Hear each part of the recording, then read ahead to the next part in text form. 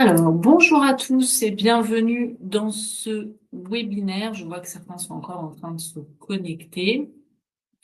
Donc, nous sommes ensemble pour une petite heure pour parler tableau de bord. Donc, 60 minutes, une heure.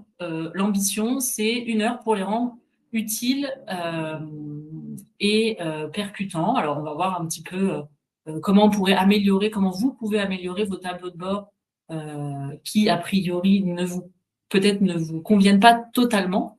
Donc, on va échanger. Je vais essayer de vous donner quelques astuces sur ce sujet.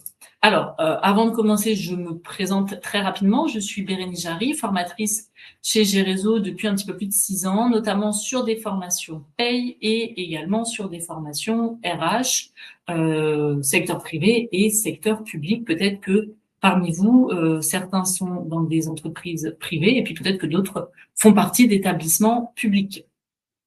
Sachant que le sujet tableau de bord, globalement, touche de la même façon les deux secteurs. Donc, je suis salariée de l'organisme de formation qui s'appelle Gérézo, que vous connaissez peut-être pour certains, puisque nous animons des formations sur pas mal de sujets, notamment RH au sens large, que ce soit des formations inter-entreprises ou intra-entreprises, que ce soit en présentiel dans notre centre de formation à Paris, à côté de la gare Montparnasse, que ce soit dans vos entreprises, dans vos établissements en intra, mais on fait également la même chose à distance. On est également maison d'édition, donc on édite un certain nombre d'ouvrages professionnels. Vous pourrez aller voir, on a une librairie en ligne, on a également une librairie physique sur notre centre de formation à Montparnasse, et on a des ouvrages, notamment sur les tableaux de bord. Je vous ai mis l'ouvrage en question sur le PowerPoint à la fin de la séquence. Et puis, on fait également du conseil. Donc, le conseil, ça aborde pas mal de points. Ça peut être des questions techniques sur des dossiers RH un petit peu particuliers. Ça peut être un abonnement à une veille qu'on envoie tous les mois aux clients, que ce soit dans le secteur privé ou dans le secteur public, pour parler un petit peu des actualités du mois. Ça peut être des bilans retraite pour ceux qui souhaitent voir un petit peu leur dossier retraite, les calculs, etc. Ça peut être des audits organisationnels, ça peut être des audits de paye, ça peut être des audits en DSN, par exemple. Enfin bref, on a tout un panel de sujets possibles dans le conseil. Donc voilà nos trois secteurs d'activité: formation, conseil et édition. Et pour reprendre le sujet d'aujourd'hui, on a également évidemment des formations sur les tableaux de bord. Je vous en parlerai également à la fin de la séquence. Alors, pour commencer, je vous avais mis... Alors, je pense que j'ai perdu le partage d'écran. Alors, je vous remets le document. Alors, voilà, petit couac. Donc, je vous avais mis un petit pitch pour s'inscrire, enfin pour ceux qui voulaient s'inscrire éventuellement au webinaire. Et le petit pitch, c'était celui-ci: vous soupirez en ouvrant vos tableaux de bord, vous plaignez de les remplir pour rien, qu'à personne ne s'en sert, vous les trouvez trop complexes, voire vous avez l'impression de perdre votre temps à remplir des tableaux qui finalement n'ont aucun sens, en tout cas pas pour grand monde. Et donc je vous avais mis, si vous avez répondu oui à au moins une de ces questions, le webinaire est fait pour vous. Donc a priori, si vous êtes là, c'est que potentiellement c'est le genre de remarques que vous vous faites peut-être au sujet des tableaux de bord que vous construisez ou au sujet des tableaux de bord que vous recevez. Peut-être si vous êtes plutôt lecteur des tableaux de bord, oui, voilà, mais moi j'ai pas du tout envie de lire le truc, j'y comprends rien, je sais pas à quoi ça peut me servir, j'en ai trop. Je sais pas comment les utiliser, peu importe. Et c'est souvent le cas hein, sur les tableaux de bord, c'est souvent les réflexions qu'on se fait de se dire mais j'ouvre un tableur Excel, il y a 30 onglets, chaque onglet comporte des tableaux de dizaines et de dizaines de colonnes. C'est bien, sûrement, ça fait chic peut-être, mais finalement c'est pas très utile. Or un tableau de bord, il doit être utile. Alors pour commencer, vous avez un petit sondage qui devrait apparaître de votre côté. Donc, sans répondre dans le chat, hein, vous avez vraiment le sondage sur lequel vous pouvez répondre au sujet de vos tableaux de bord. Est-ce que, selon vous, vos tableaux de bord, en fait, vous n'en avez pas, ils sont plutôt inexistants. À l'inverse, vous les utilisez fréquemment, c'est quelque chose qui vraiment pour vous est utile. Ils sont au contraire rarement utilisés, vous en avez, mais bon, sentez qu'ils sont pas souvent utilisés. Alors, vous avez plusieurs réponses possibles, hein. Vous trouvez qu'il y en a trop chez vous. Peut-être que vous les utilisez, mais il y en a trop. Vous les trouvez pertinents. Et là, c'est plutôt tant mieux, finalement. Vous les trouvez trop compliqués. Vous dites, bon, il y a beaucoup trop d'informations, ou alors c'est des cellules remplies de formules que personne ne peut connaître, sauf si on est un maître de Excel, ou des mathématiques, ou autres, hein. Peut-être que vous avez d'autres réponses auxquelles je n'ai pas forcément pensé. Donc, je laisse un petit peu de temps pour répondre. Je vois déjà des tendances se faire dans le chat, enfin dans le sondage. Alors, je vois notamment, quand même, alors ce qui paraît assez logique d'ailleurs au regard des réponses, si vous participez à ce webinaire, c'est que vos tableaux de bord sont pas parfaits, sinon a priori vous n'aurez pas d'intérêt sur le sujet. Je vois notamment que la réponse majoritaire, je laisse encore un petit peu de temps pour répondre, mais la réponse majoritaire c'est on en a trop, et au coude à coude avec on n'en a pas. Donc finalement on a les deux extrêmes. J'en ai pas du tout, et a priori c'est que j'aimerais sûrement en avoir au moins un ou deux pour suivre certaines thématiques. Ou alors j'en ai trop et probablement j'aimerais faire le tri dans ce que j'ai, parce que finalement trop c'est pas bien, hein, puisque finalement on n'arrive peut-être plus à les suivre, à les mettre à jour ou à y trouver en tout cas un intérêt à tous. Et puis toujours au coude à coude aussi pour 20%, vous en avez peut-être beaucoup, pas beaucoup, peu importe, mais en tout cas vous trouvez qu'ils sont pas trop utilisés, rarement utilisés. Vous avez peut-être l'impression de faire des tableaux de bord, mais pour vous et pour personne d'autre. J'avais rencontré quelqu'un comme ça en formation et qui me disait, je fais beaucoup de tableaux de bord, mais personne ne me les demande jamais. Donc bon, elle a du mal à mettre du sens dans son quotidien, évidemment, puisque personne ne lui demandait les tableaux qu'elle mettait du temps à construire. Quand même 14% qui les utilisent fréquemment. Donc ça, c'est plutôt intéressant, hein. Si vous trouvez que, enfin, si vos tableaux de bord, vous vous en servez souvent, c'est que, a priori, ils sont utiles. Alors après, ça dépend si vous dites on les utilise souvent parce qu'on les met à jour. Si c'est juste pour mettre à jour les chiffres, peut-être que c'est pas si utile que ça. On peut toujours avoir des tableaux de bord, on les met à jour tous les mois, très bien. Enfin, est-ce que c'est vraiment utile? Et puis certains les trouvent trop compliqués, a priori trop techniques. Et puis si je lis un petit peu ce qu'il y a dans le chat, utile mais laborieux, parce que SIRH peu performant. Alors c'est vrai que euh, la recherche des informations peut vite être un frein si je sais pas où chercher les infos, ou si mon SI me donne pas des extractions pertinentes et que c'est à moi d'aller les recalculer, ça prend vite du temps. Et dans autres, je vois aussi avec des données incertaines ou hypothèses non concordantes. Alors ça peut être aussi un peu le point qui nous embarrasse, de se dire, alors, en fonction parfois de l'outil que j'utilise, j'ai pas les mêmes résultats. J'ai connu ça aussi dans une entreprise. Deux mêmes sujets, deux extractions différentes, ça ne donne pas la même chose. Lequel est vraiment fiable? Bon, pas toujours facile. Trop nombreux, rarement utilisés. Lourd à établir avec plusieurs tableaux à croiser. Alors, alors, je prends l'exemple de Excel parce que ça parlera à tout le monde. Après, évidemment, vous utilisez tous peut-être d'autres outils. Peut-être votre SIRH vous fait des extractions, vous propose des tableaux de bord que vous construisez avec des briques. Mais si je prends l'exemple de Excel parce que tout le monde connaît, c'est vrai que on a tendance à en faire trop. À dire, voilà, il y a plein de formules possibles dans Excel. Alors, c'est vrai qu'Excel, il est formidable pour ça. On a plein de possibilités de faire beaucoup de visuels, de faire beaucoup de formules, de faire beaucoup de tableaux. Bon, au final, est-ce que c'est vraiment pertinent? Est-ce que c'est vraiment intéressant pour nous? Je ne suis pas sûre. Donc voilà, donc merci pour ce petit sondage, ça permet déjà de voir un petit peu où est-ce que vous en êtes par rapport au tableau de bord. Alors, dans ce webinaire tableau de bord et dans tout ce qui concerne les tableaux de bord au sens large, il faut savoir qu'il n'y a pas d'obligation, il n'y a pas de règle. Donc en fait, ce que je vais vous dire là pendant ce temps qui nous est attribué, c'est vraiment plutôt de l'ordre du conseil, des astuces. Peut-être même vous, dans le chat, vous allez pouvoir dire, bah moi, je fais ça et ça me semble plutôt pertinent depuis que je l'ai mis en place. Et lorsqu'on est en formation tableau de bord, c'est aussi ça l'intérêt, c'est de pouvoir rencontrer d'autres personnes qui ont des problématiques de tableau de bord, mais pour certains, il y a quand même des points qui fonctionnent. Heureusement, tout n'est pas à mettre à la poubelle. Et c'est de pouvoir échanger sur, ah, celui-là, lui, il fait plutôt comme ça, c'est pas mal. on est dans des secteurs d'activité similaires ou différents, mais on a des problématiques qui se ressemblent, d'aller piocher un petit peu des astuces auprès des autres, puisque le tableau de bord, comme il n'y a pas de règles, on fait vraiment ce qu'on veut, la forme qu'on veut, les indicateurs qu'on veut, le sujet qu'on veut.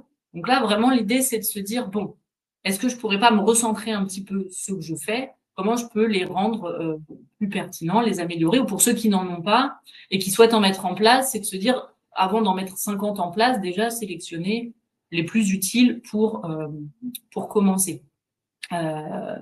Et je vois aussi qu'il y en a qui ont du mal à les mettre à jour potentiellement dans le chat. Donc, le tableau de bord, déjà, c'est bien un outil. Un outil, ça sert à quelque chose. Je fais des parallèles avec la vie quotidienne, mais si vous achetez des outils dans un magasin de bricolage, c'est bien pour qu'ils vous soient utiles et non pas simplement pour les avoir en stock au cas où peut-être un jour ça va servir. Le tableau de bord, c'est un peu le problème qu'on a. On en fait au cas où peut-être un jour on nous demande quelque chose.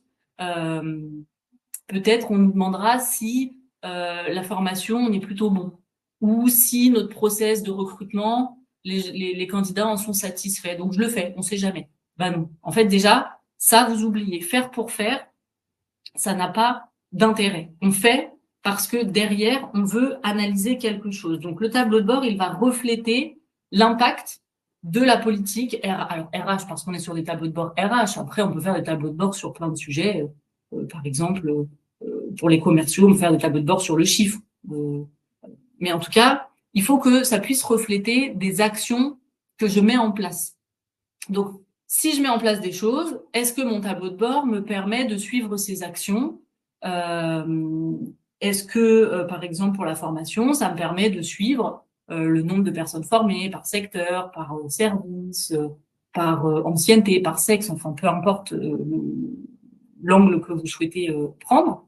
Et voilà, il va permettre d'analyser quelque chose, d'analyser un sujet, mais surtout de voir si mes actions ont un intérêt.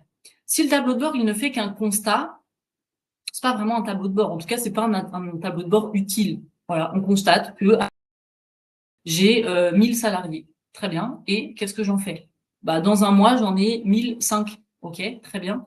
Est-ce que j'ai un objectif derrière ça? Est-ce que justement, mon objectif, c'était d'augmenter le nombre de salariés, de me développer parce que l'entreprise est en croissance? Auquel cas, très bien, je vais analyser ça. Sinon, il n'y a pas d'intérêt.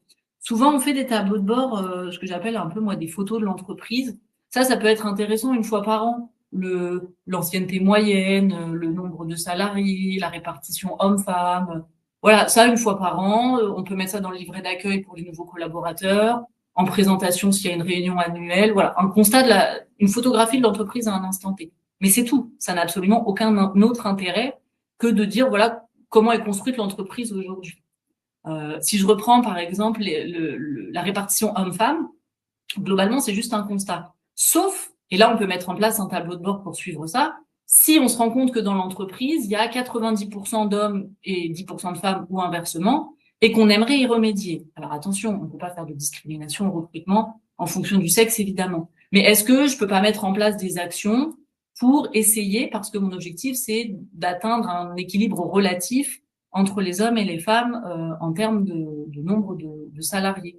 Est-ce que c'est sur l'offre d'emploi que je peux être peut-être essayer d'orienter un petit peu pour donner envie on va dire, au sexe minoritaire de postuler? Est-ce que je peux communiquer sur certains points? Donc là, OK, j'ai des actions et je vais pouvoir suivre si mes actions ont un impact et ensuite régulièrement, si je recrute souvent, tous les mois, tous les trimestres, voir s'il y a un effet sur mes candidatures hommes-femmes, par exemple. Je cite cet exemple parce que sinon, cette répartition-là, pas beaucoup plus d'intérêt que ça à la suivre. Cet impact, l'impact de mes plans d'action, de ma politique, je vais l'analyser à travers des indicateurs clés. Parfois, vous parlez de KPI, si vous la jouez un petit peu à l'anglaise. Les KPI, c'est tout simplement ça, des indicateurs clés. Donc, on va sélectionner des indicateurs qui sont, selon nous, pertinents. On va faire une sélection. On ne prend pas tous les indicateurs possibles et imaginables. Si je prends l'exemple de la formation, par sexe, par âge, par ancienneté, par secteur, par service, par durée de formation, non, ça n'a aucun intérêt de tous les analyser. Ça dépend de vous, votre problématique. Est-ce que vous avez plutôt une problématique par service? Certains services, plus que d'autres, font des formations. Donc, on va en sélectionner quelques-uns. J'y reviendrai tout à la fin quand je parlerai de la conception du tableau de bord. Mais globalement, un bon tableau de bord, pour qu'il soit pertinent, on va être entre 5 et 10 indicateurs. Si vous en avez 4 ou si vous en avez 11, pas très grave, hein. Encore une fois, il n'y a pas de science précise, de règles précises sur ce point. Mais entre 5 et 10, ça vous permet d'avoir quelque chose de synthétique, mais avec suffisamment d'indicateurs pour comprendre le sujet, pour voir où est-ce qu'on est, où est-ce qu'on est rendu, où est-ce qu'on va. Donc 5-10, c'est une bonne moyenne. Et ces indicateurs, on les construit à partir des données sociales de l'entreprise. On peut s'aider, certains en ont parlé déjà dans le chat, de votre SIRH, de vos logiciels de paye, de vos logiciels de gestion des temps. On peut également s'aider parfois, si vous en avez, des bases de données sociales dans l'entreprise. Donc c'est sur ces points-là qu'on va piocher pour construire nos indicateurs clés, évidemment. Le tableau de bord doit donc répondre à des objectifs. Je reprends ce que je vous disais juste avant, s'assurer que ma stratégie RH, elle est appliquée et elle est pertinente. Si, à travers mon tableau de bord, je me rends compte que finalement, il n'y a pas l'évolution qui est attendue, bah, a priori, c'est que mes plans d'action sont pas bons, ou que j'en ai peut-être même pas mis en place. Donc le tableau de bord, c'est vraiment, et je me répéterai sûrement plusieurs fois dans le webinaire, hein, mais c'est important de bien comprendre parce que c'est un outil. L'outil, il sert à atteindre un but. Donc, j'ai un objectif et mon tableau de bord va me permettre d'atteindre cet objectif et donc je vais pouvoir suivre régulièrement. Alors après, en termes de périodicité, ça, c'est à vous de voir en fonction de la thématique et de votre problématique. Est-ce que c'est quelque chose qu'il faut qu'on suive vraiment très fréquemment? Moi, l'accidentologie, vraiment, il faut qu'on suive tous les mois parce qu'on a un vrai sujet. Ou alors, finalement, c'est sur des actions sur du long terme, donc on est plutôt sur du trimestre ou du semestre. Alors, si vous avez un tableau de bord que vous suivez une fois par an, c'est qu'a priori, on n'est pas sur une problématique hyper importante dans l'entreprise. Si vous avez pas besoin d'y revenir avant janvier 2026. Bon, c'est que probablement, on est plutôt sur du constat plutôt que sur un tableau de bord qui est actionnable. Donc, le tableau de bord, on va identifier des dysfonctionnements, des problématiques. Si tout va bien, ne faites pas de tableau de bord. Si vous n'avez pas de problème, par exemple, sur la formation, tout le monde se forme, il y a beaucoup de salariés formés, il n'y a pas de problème. À quoi ça vous sert? Si, une fois par an, vous allez pouvoir dire, on atteint 98% de salariés formés, les 2% non formés étant les personnes absentes, par exemple. OK, très bien, point. Pas besoin de suivre au mois le nombre de salariés formés. Ça n'a pas d'intérêt. Si tout va bien, on n'a pas besoin d'analyser. Je continue avec mes exemples de la vie personnelle, mais si vous avez pas besoin de perdre du poids ou pas besoin de prendre du poids, tout va bien sur votre poids, vous n'allez pas suivre tous les mois, tous les jours sur la balance combien vous pesez. En revanche, si vous avez un objectif de perte de poids, je sais pas moi, vous avez un peu abusé pendant les fêtes, bon là c'est encore la galette des rois, c'est dit, et vous voulez perdre 5 kilos, vous avez un objectif et vous allez mettre en place des actions pour atteindre cet objectif et pour suivre si vos actions ont un effet, vous allez alors peut-être pas tous les jours, tous les 3 jours, vous allez vous peser pour voir si le régime que vous avez mis en place a un impact. Et puis s'il n'a pas d'impact, si vous voyez que finalement vous perdez pas de poids, hop, vous changez votre plan d'action. C'est exactement la même chose en RH. Donc la comparaison est pas trop mal trouvée finalement. Si vous voyez que vos objectifs, vos actions, elles servent à rien, vous avez toujours autant d'accidents qu'avant, c'est qu'a priori, on n'a pas choisi les bonnes actions. Alors, on se laisse un petit peu de temps pour voir si ça fonctionne, et puis si ça fonctionne pas, eh bien, on change d'action, et mon tableau de bord, va me permettre de vérifier si ces nouvelles actions ont un intérêt. Par contre, donc on a bien compris, il faut un dysfonctionnement à suivre et des plans d'action pour atteindre un nouvel objectif.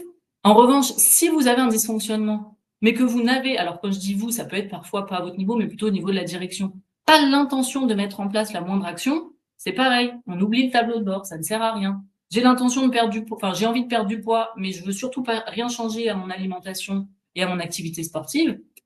Ça sert à rien de faire un suivi, hein. Tous les 3 jours, vous pouvez vous peser. Si vous gagnez ou si vous perdez du poids, ce sera le hasard.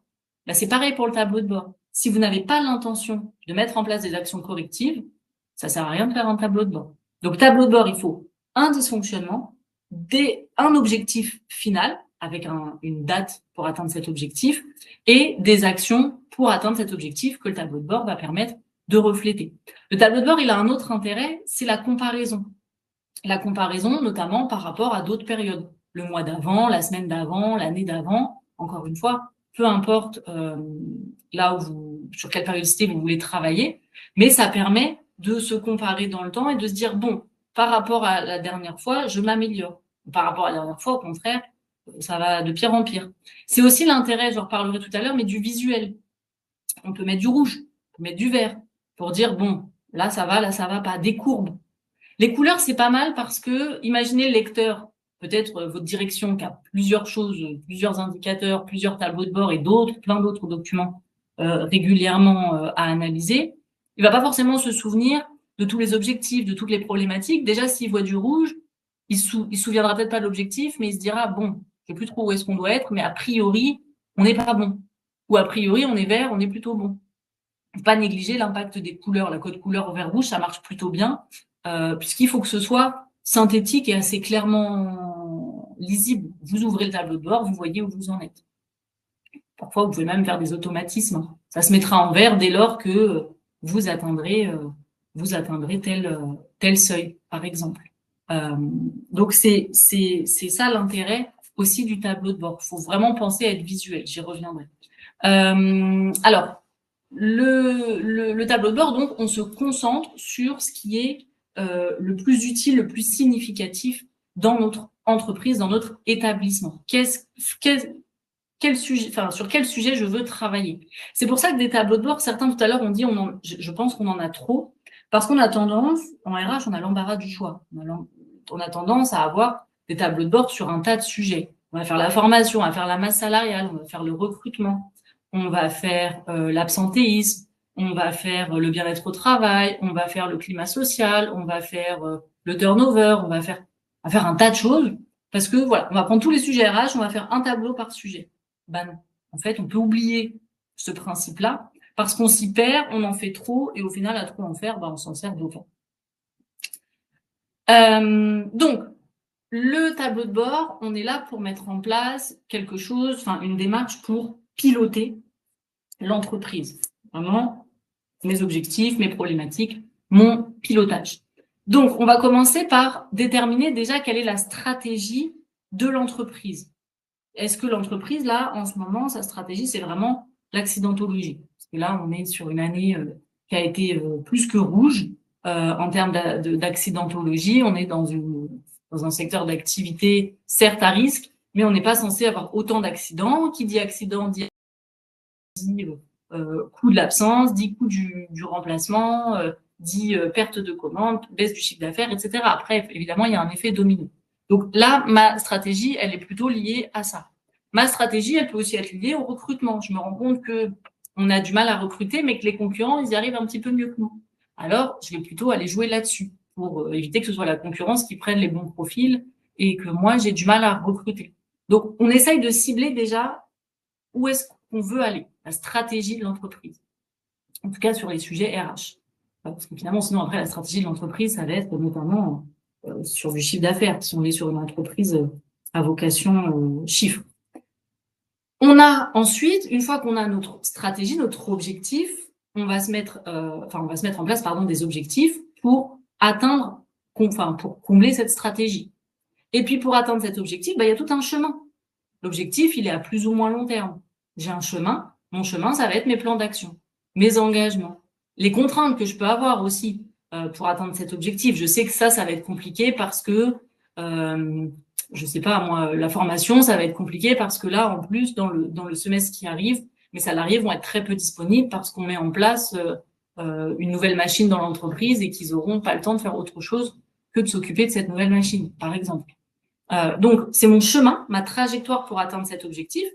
Et sur le chemin, je vais avoir mon tableau de bord qui va me permettre de voir si justement je suis sur la bonne route.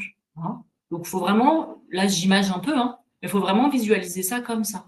Voilà, j'ai mon petit chemin, mon petit cheminement et mon tableau de bord à étapes qui va permettre de suivre l'atteinte ou non de ces objectifs. Est-ce que je zigzague un petit peu pour l'atteindre? C'est peut-être pas très grave.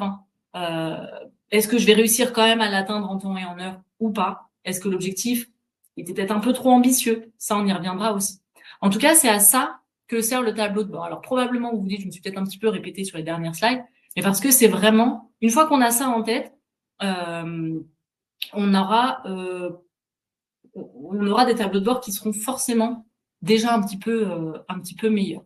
Alors, ce que j'ai d'ailleurs oublié de dire en introduction, parce que j'ai pas totalement l'œil sur le chat, c'est que n'hésitez pas à utiliser le chat pour échanger entre vous, parce que je vois que certains déjà ont posé des questions sur quels outils vous utilisez.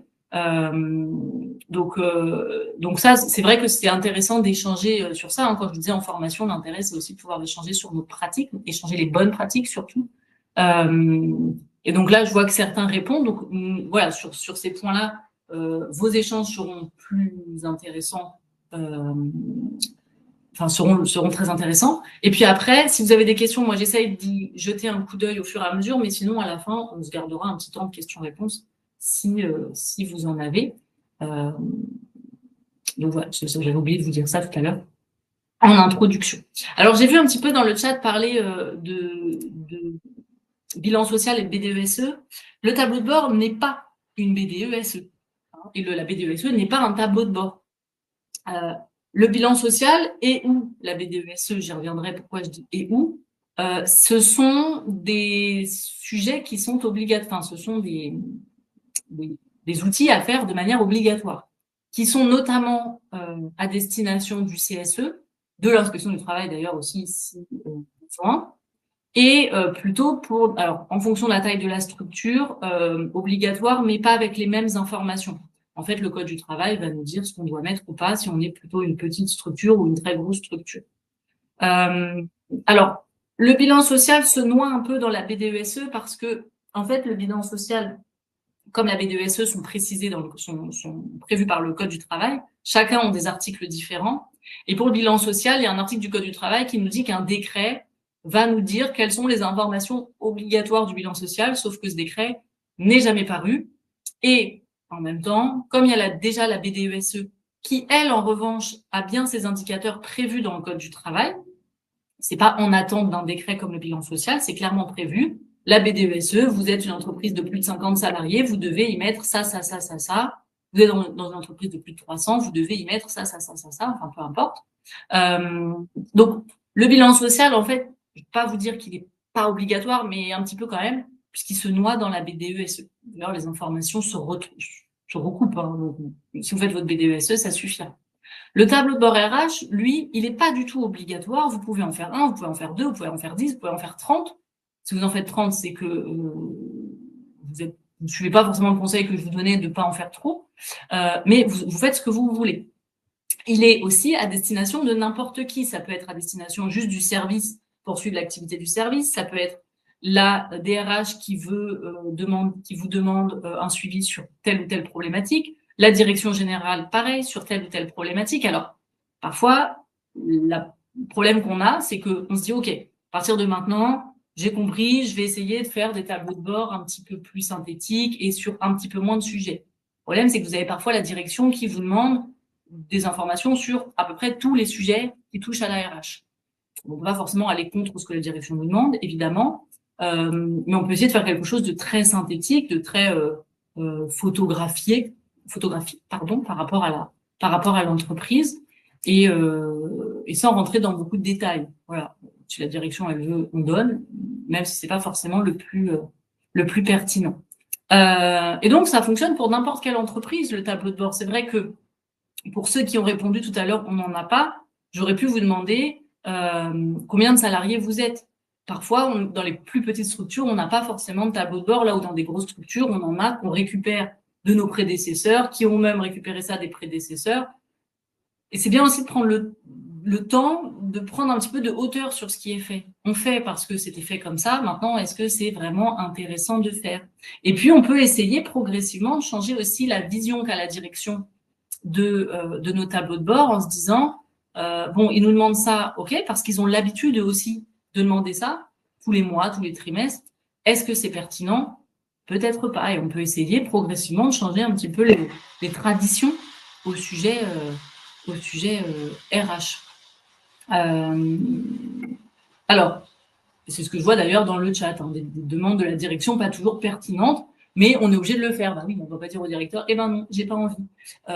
Mais on peut voilà essayer progressivement de dire bon, ce sujet-là, vous voulez à tout prix l'avoir, je vais vous le donner, mais je vais essayer de mettre un petit peu en perspective. Plutôt que de donner un chiffre, bêtement, est-ce que je peux pas donner un pourcentage par rapport à une année passée? Par exemple, une direction qui demanderait combien on a recruté de salariés.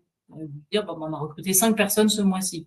Super. Et donc, bah, c'est plutôt un pourcentage. 5 personnes sur une entreprise de 15, c'est pas pareil que 5 personnes sur une entreprise de 1000. Donc, et ça dépend aussi si on est dans une entreprise en croissance ou pas. Donc, est-ce qu'on met ça en pourcentage de l'effectif total? Est-ce qu'on met ça, on en profite pour dire aussi le nombre de personnes qui sont parties sur la même période. Parce que du coup, ça s'équilibre peut-être s'il y a 5 personnes à partir, 5 personnes à arriver. On peut aussi mettre ça en perspective du mois d'avant. Si on est dans une entreprise qui a la volonté de recruter énormément, aujourd'hui on fait plus, enfin ce mois-ci on fait plus 5, mais les mois passés on était plutôt à plus 10, plus 15. Pourquoi aujourd'hui on est à plus 5? Donc, même si la direction elle vous demande des choses qui selon vous semblent pas pertinentes, essayez, dans la mesure du possible, hein, c'est pas toujours le cas, mais dans la mesure du possible, de mettre ça un petit peu en perspective par rapport à soit des problématiques, il n'y a peut-être pas de problématiques sur ce sujet, mais en tout cas par rapport à des comparaisons sur des périodes passées ou sur l'entreprise, enfin peu importe, de manière à hop, alors j'ai encore perdu le support, décidément, de manière à ce que ça mette un petit peu de sens à ce que vous faites. Alors, je vous ai remis là très rapidement, on va pas rentrer dans le détail puisque là on est sur le tableau de bord, mais le code du travail, ce qu'il dit sur le bilan social, on est bien sur un document qui récapitule les principales données chiffrées sur la situation sociale de l'entreprise des 3 dernières années finalement, l'année écoulée plus les 2 années passées. On a un petit peu ce qu'on vient de se dire sur le tableau de bord qui lui-même est là pour analyser. Sauf que l'avantage du tableau de bord, c'est qu'on n'est pas obligé de le faire que par année, on peut le faire à la semaine, au trimestre, au mois, au semestre. À vous d'analyser la périodicité qui vous semble la plus pertinente. La BDESE, pourquoi je vous dis que le bilan social, il est un peu noyé dans la BDESE? Eh bien parce que cette base de données, c'est un peu la même chose, hein. C'est mis à disposition du CSE pour toutes les informations économiques, sociales et environnementales. Donc dans la base de données, on a forcément notre bilan social qui est inclus, on va dire dedans. Alors, concernant le tableau de bord et la façon dont alors je vais dire on doit le concevoir, parce que vous faites ce que vous voulez, hein, il n'y a pas de règle, mais l'idéal pour concevoir le tableau de bord, ça va être, dans un premier temps, de fixer le périmètre sur lequel vous souhaitez faire votre analyse. Est-ce que c'est une entreprise en totalité? Est-ce que c'est plutôt un service? Est-ce que c'est plutôt une population, les cadres, les non-cadres? Est-ce que c'est plutôt les plus de 40 ans? Est-ce que c'est plutôt les moins de 25 ans? Voilà. Est-ce que ma problématique, elle est sur un périmètre particulier ou sur toute l'entreprise? Ça, c'est possible aussi, hein. Une fois que j'ai mon périmètre, je sais quel périmètre je souhaite analyser. Je vais déterminer mes objectifs. Comme je vous disais, mon tableau de bord, il est là pour suivre l'atteinte de cet objectif au fil de l'eau. Mon objectif, il faut qu'il soit SMART. Peut-être certains connaissent cette notion. SMART, c'est l'acronyme. Alors, SMART, déjà, ça veut dire intelligent. Et effectivement, il faut que mon objectif soit plutôt intelligent. Ça permet de nous guider pour savoir quel objectif on va créer. Et une fois qu'on a déjà un objectif SMART, c'est pareil. On se sent un petit peu plus à l'aise pour l'atteindre. Un objectif SMART, c'est un objectif qui va devoir être spécifique. Donc, spécifique, ça veut dire qu'il faut qu'il soit précis. Par exemple, je veux perdre du poids. Perdre du poids, c'est pas précis. Je veux perdre 5 kilos, ça, c'est précis. Je veux diminuer la masse salariale. Oui, c'est pas très précis. Diminuer la masse salariale, si je fais moins 2 euros, je l'ai diminué. A priori, l'objectif, c'est pas ça. Donc, un objectif précis. Un objectif qui soit mesurable, avec donc des indicateurs qui permettent de le mesurer.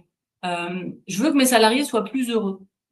Comment vous allez vérifier que vos salariés sont plus heureux à la fin du mois, à la fin de l'année? Ça va être compliqué. Donc, on va plutôt mettre en place des indicateurs qui vont être plus palpables. Comment on fait pour vérifier qu'un salarié est heureux? Est-ce que chez nous, ça va être par rapport à l'absentéisme? Est-ce que chez nous, ça va être par rapport à la productivité qui augmente?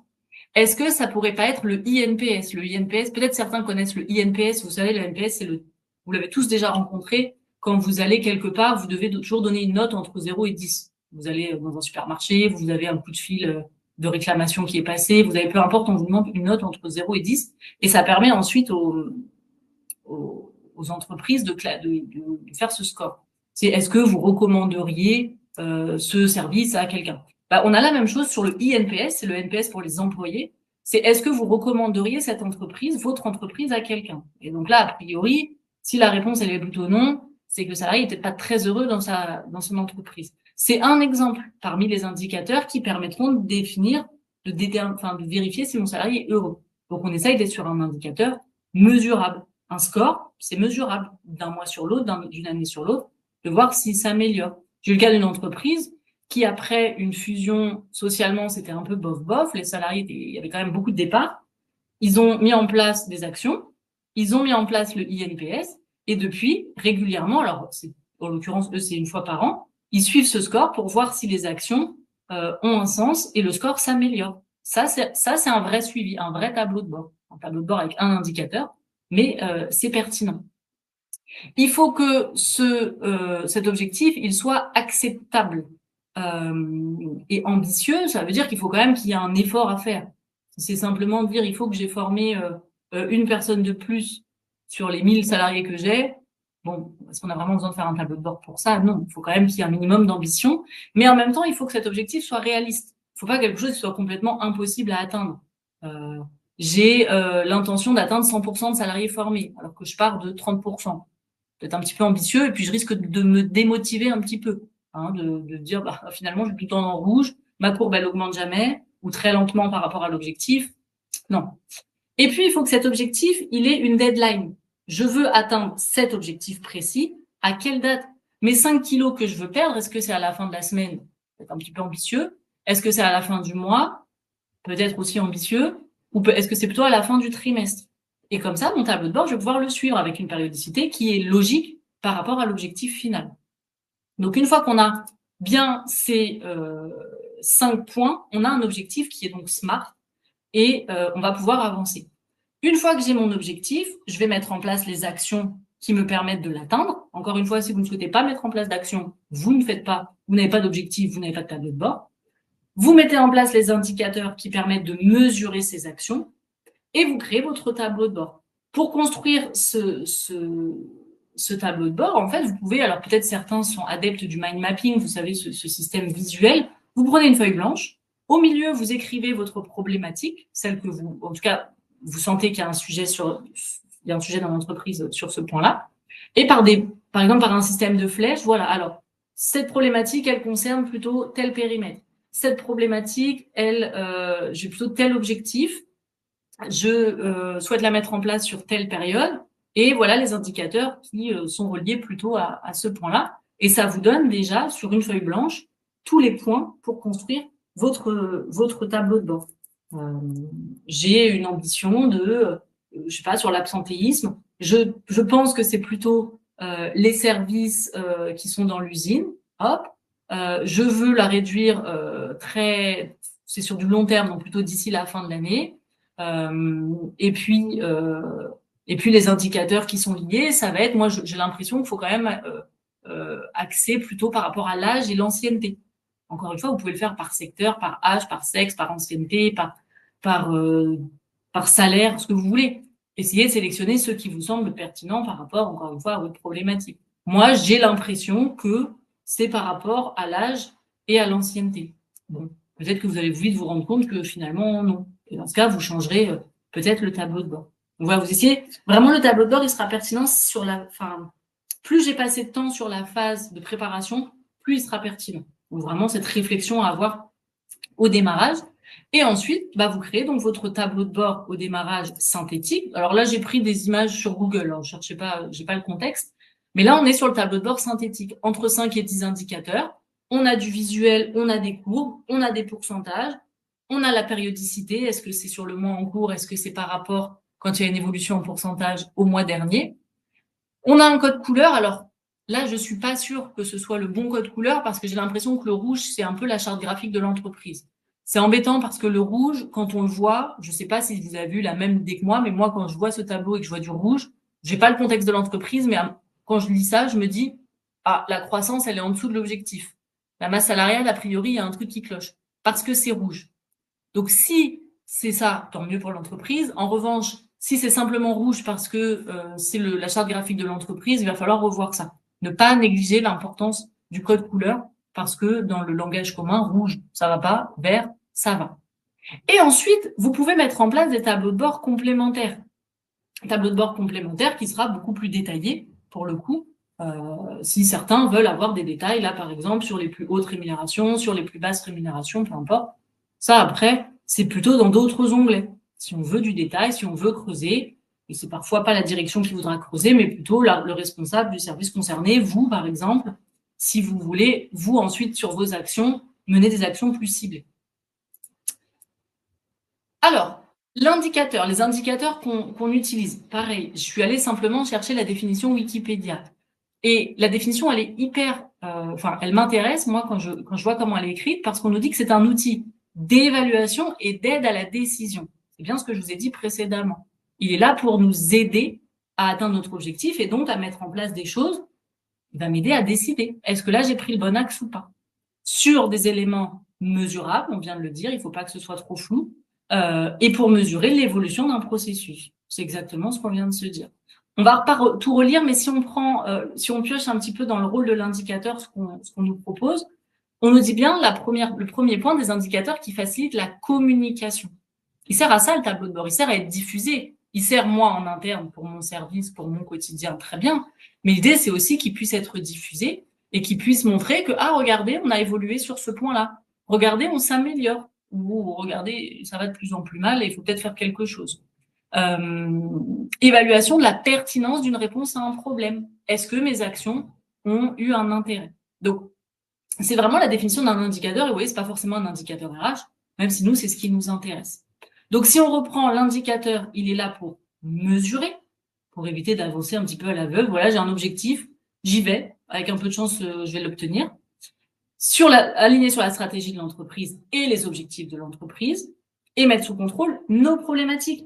Un tableau de bord pertinent pour vous ne sera pas forcément le tableau de bord pertinent du voisin.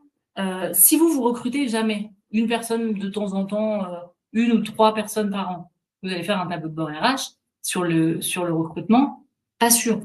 Donc, faut pas copier ce que fait le voisin. Faut regarder ce qui se passe chez vous. Alors, un bon indicateur, ça reprend un petit peu le principe des objectifs SMART qu'on a vu. Il faut que l'indicateur, il soit valide, donc il mesure bien un résultat, et pas quelque chose qui soit complètement à côté. Il soit durable dans le temps. Utilisez toujours les mêmes indicateurs, parce que si aujourd'hui vous comparez le turnover par rapport à l'âge, puis le mois prochain par rapport à l'ancienneté, puis le mois d'après par rapport au service, vous pourrez jamais comparer. Laissez-vous le temps, déjà, en amont, de réfléchir à ce qui vous semble le plus pertinent. Et ensuite, laissez le temps à l'indicateur de vivre un petit peu pour voir s'il est pertinent. S'il s'avère qu'au bout de 2, 3, 4 périodes, il vous sert à rien, vous pouvez l'enlever, le remplacer. Mais changez pas systématiquement. Déjà parce que du coup, vous ne pourrez jamais faire de comparaison. Et puis parce que le lecteur va se perdre. Si vous changez sans arrêt la référence, au bout d'un moment, on finit par plus savoir où on en est. Parce qu'on on s'habitue aussi. Hein, on s'habitue aux couleurs, on s'habitue aux indicateurs utilisés. Il faut aussi des indicateurs qui soient faciles à recueillir. Certains l'ont déjà dit tout à l'heure dans le chat. Potentiellement, là, mon indicateur, je veux bien, moi, j'aimerais bien le suivre, mais je sais absolument pas où le chercher. Ou alors, c'est un enfer pour le retrouver. Ou alors, d'une extraction à une autre, j'ai pas le même résultat. Bon. Alors, parfois, on n'a pas trop de choix. Il faut essayer de sélectionner celui qui nous semble le moins erroné. Ou sinon, on essaye de voir s'il n'y a pas d'autres indicateurs qui peuvent quand même nous permettre de suivre notre problématique et l'atteinte de nos objectifs. Et donc, un indicateur qui soit utile et pas juste un indicateur pour faire joli, parce que tout le monde suit le turnover, donc moi, j'ai envie de le suivre. Bah non. Si moi, j'estime qu'il n'y a pas de problématique à ce sujet, je ne vais pas suivre le turnover. Ça ne sert à rien. Les indicateurs, il en existe plusieurs sortes. Vous avez des indicateurs de niveau. L'indicateur de niveau, il va être là pour faire un constat. À l'instant T, voilà ce qui se passe. Des indicateurs d'alerte qui vont me dire, OK, là, t'es en rouge. Là, t'es passé en dessous du seuil que tu t'étais fixé. Donc, il faut agir. Et puis, des indicateurs d'anticipation où l'idée, ça va être de dire, OK, comment j'avance par rapport à un processus? Par exemple, si je prends la thématique formation, un indicateur de niveau, ça va être aujourd'hui, je suis rendu à 3% de salariés formés depuis le début de l'année, je suis rendu à 30 heures de formation depuis le début de l'année. Un indicateur d'alerte, ça va être attention, vous avez 10 salariés qui ont dépassé la date de péremption de leur formation obligatoire. Attention, vous êtes en dessous de l'objectif que vous étiez fixé à fin janvier. Et puis un indicateur d'anticipation, ça peut être par exemple, vous avez 30 salariés pour lesquels la date de péremption de leur formation obligatoire est dans les 6 prochains mois. Là, vous anticipez pour éviter qu'on tombe en alerte. Sur des sujets accidentologie, on va être par exemple sur du niveau. Actuellement, j'ai eu tant d'accidents depuis le début de l'année. J'ai des accidents par motif. Je fais un petit camembert, par exemple. En indicateur d'alerte, ça va être attention, je suis au-dessus de l'objectif. Enfin, en dessous, au-dessus, ça dépend dans quel sens on le prend. Je m'étais fixé 2 accidents max par mois, je suis déjà rendu à 3. Et puis des indicateurs d'anticipation, ça peut être par exemple, j'ai tant de salariés formés au port de charge, sachant que je suis dans une entreprise où il y a un vrai sujet d'accident par rapport au port de charge. J'anticipe de manière à ce que j'atteigne les 100%, parce que je me dis que déjà, s'ils sont formés à ce sujet, il y a un peu moins de risques. Donc, voilà, il y a plein pour le recrutement, ça peut être j'anticipe les départs.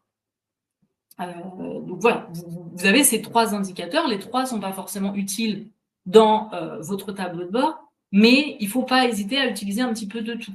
L'alerte, normalement, si vous êtes fixé un objectif, vous avez forcément des seuils d'alerte, des seuils critiques, mais l'anticipation, ça peut être intéressant, c'est pertinent aussi pour éviter justement de tomber dans l'alerte. Donc, si on veut conclure, juste pour résumer très brièvement sur cette notion d'indicateur, est-ce qu'il est pertinent? Est-ce qu'il va être utile? Comment je le présente? J'essaye, dans la mesure du possible, d'être sur du visuel, des couleurs, des courbes, des schémas, des pourcentages, des flèches pour montrer que ça descend ou que ça augmente. Et est-ce que je peux l'analyser? Un exemple qui est assez parlant, ça va être la pyramide des âges. La pyramide des âges, est-ce que c'est pertinent? Généralement, oui, parce qu'elle va servir à plein de choses, en termes de formation, en termes de recrutement, en termes parfois d'accidentologie dans les entreprises, peu importe. Comment je la présente? Bon, là, c'est assez simple, hein, la pyramide des âges, on sait qu'elle est forcément visuelle avec sous forme de pyramide, oui et non, puisque ça dépend de la vôtre.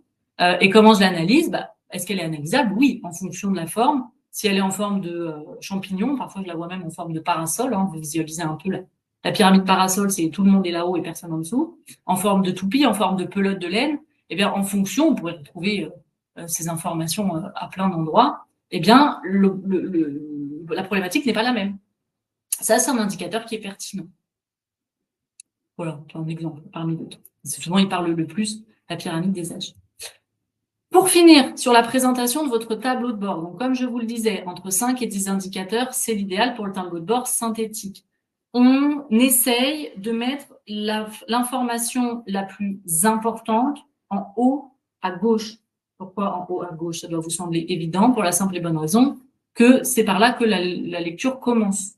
On évite de le mettre en bas à droite puisqu'on aura déjà eu plein d'informations avant dans le cerveau. Elle nous rentrera un petit peu moins en tête. On évite les abréviations, sauf si elles sont vraiment connues de toute l'entreprise. On essaye d'avoir une charte graphique qui soit quand même plutôt jolie. Souvent, c'est la charte graphique de l'entreprise, mais si vous n'en avez pas, essayez d'utiliser un code couleur qui est plutôt harmonieux. Ne faites pas non plus un arc-en-ciel, parce que sinon, ça donnera pas très envie d'être lu. Mettez-vous bien à la place du lecteur. Quand vous voyez ce tableau, vous dites, si vous-même déjà vous dites, j'ai pas très envie là comme ça, même si c'est moi qui le fais, c'est qu'on n'est pas sur le bon chemin. Prévoyez aussi une version PDF. L'avantage, c'est que ça vous évitera la surprise d'avoir des slides, enfin des morceaux qui sautent, des lignes qui se retrouvent pas au bon endroit, des chiffres qui sont pas du tout là où ils devraient être. Et là, ça rend le truc complètement illisible. L'avantage du PDF, c'est que c'est figé. N'hésitez pas aussi à mixer les sujets. C'est-à-dire que vous êtes sur un sujet absentéisme, mais peut-être que pour vous, l'absentéisme, il va aller en s'améliorant si j'analyse des indicateurs de formation, par exemple. C'est pas parce que c'est de l'absentéisme qu'il faut toujours regarder les sujets absentéisme. Le recrutement, c'est pareil. Peut-être qu'il y a des sujets qui peuvent se mixer. Et la formation, inversement, ça peut être par rapport au recrutement. Le principe de l'entonnoir, vous connaissez tous le principe. On commence de l'information la plus large et on essaye de préciser un petit peu après. J'ai un gros sujet accident et après je précise que peut-être c'est plutôt ce service-là ou plutôt ce secteur-là, cette moyenne d'âge-là sur lequel il y a des sujets. Et réfléchissez à quelque chose qui va bien vieillir dans le temps et vous ne serez pas obligé de refaire sans arrêt. Donc des indicateurs qui vont durer, des sujets qui vont durer et une lecture, un affichage qui va pas mal vieillir finalement. Par contre, n'en faites pas trop non plus. Hein. Ne mettez pas donc trop d'indicateurs, trop de visuels, tu auras le visuel aussi. Si vous mettez 10 indicateurs avec 10 visuels différents, une courbe, un camembert, un histogramme, un pourcentage, une flèche, ça risque peut-être de noyer un peu l'information. Il faut être toujours sur le juste milieu. Pas facile, mais dans la mesure du possible, c'est ça qu'on va essayer de faire. Donc voilà, pour tous les petits points brièvement, en tout cas sur les tableaux de bord. Alors c'est assez succinct évidemment parce que en 1 heure, j'ai pas forcément, évidemment pas rentré dans le détail de tout ce qui peut être dit en 2 jours de formation. Pour aller un petit peu plus loin, si ça vous intéresse, comme je vous le disais, vous avez l'ouvrage sur les tableaux de bord, l'utilité, enfin les construire de manière utile, qui est disponible sur la librairie Gérézo. Vous avez des articles sur le blog Gérézo que vous pouvez retrouver notamment sur les tableaux de bord et pas que, qui peuvent vous guider aussi sur la construction du tableau de bord. Je vois que dans le chat, certains demandent s'il y aura le replay du webinaire. Oui, il y aura le replay du webinaire qui vous sera disponible si vous voulez le regarder plus à tête reposée pour éventuellement prendre des notes. Pour ceux qui veulent vraiment encore plus rentrer dans le détail, vous avez une formation de 2 jours sur les tableaux de bord que j'anime. Pour le coup, la prochaine session aura lieu en février à Paris, mais il y a également des sessions qui sont prévues à distance. Il y a 2 formations sur les tableaux de bord, une pour le privé, une pour le secteur public. Donc, en fonction de votre secteur d'activité, les 2 existent. Et puis après, vous avez aussi d'autres formations. N'hésitez pas à aller voir sur le catalogue Gérézo. Il y a d'autres formations liées d'un peu plus loin au tableau de bord, notamment sur tout ce qui est données économiques, bases de données dans l'entreprise, si vous voulez vraiment aller sur des choses plus poussées, notamment sur des outils, sur du Excel, etc., ce qui n'est pas forcément le cas en formation de tableau de bord. Vous aurez également le support, si je dis pas de bêtises, qui vous sera transmis, le PowerPoint là qui vous sera transmis. Bon, c'est pas beaucoup d'informations, ça peut vous aider. S'il y a des questions autres, je reste disponible. Même si, bon, comme je vous disais, on n'est pas sur du réglementaire, hein, les tableaux de bord, on est plutôt sur du conseil. Donc, je vois bien que les questions... alors, je vois Grégory, par exemple, a posé la question tout à l'heure sur quels outils vous utilisez. J'ai vu que pas mal de personnes avaient répondu. Donc, merci à vous d'avoir donné aussi vos outils pour que tout le monde puisse se rendre compte aussi s'il y a vraiment des outils, tout le monde les cite et moi, je le connaissais pas. Ou à l'inverse, j'avais l'impression que Excel, c'était un peu has-been et finalement, il y en a encore beaucoup à utiliser Excel parce que faut se contenter aussi parfois de ce qu'on a. Et Excel, on peut faire quand même pas mal de choses, notamment en termes de calcul, mais aussi en termes de visuel. Il y a beaucoup, beaucoup d'options possibles. Donc voilà. Donc pareil pour tout ce qui est logiciel de gestion RH. Je pense que certains ont répondu aussi au fur et à mesure dans le chat. Et vous voyez tout l'intérêt aussi des formations. Quand on fait les formations tableau de bord, c'est vraiment l'échange qui est intéressant pour que vous puissiez voir un petit peu ce que les autres font, ou au contraire, vous rendre compte que finalement, ce que vous faites, c'est pas si mal que ça par rapport aux autres. Donc je pense que j'ai fait le tour de tout ce que vous aviez à vous dire. Voilà, tout sur Excel, comme dit Valérie, dans les petites structures. Donc on utilise Excel et c'est très bien. Il n'y a pas de reproche à faire à Excel. Si vous avez d'autres outils. Donc voilà, je pense que j'ai fait le tour de tout ce que j'avais à vous dire. Donc vous aurez le replay, vous aurez le PowerPoint. Et puis moi je vous remercie pour votre participation à ce webinaire. Je vous souhaite une bonne fin de journée et puis à bientôt peut-être sur ce sujet ou sur d'autres thématiques. Au revoir.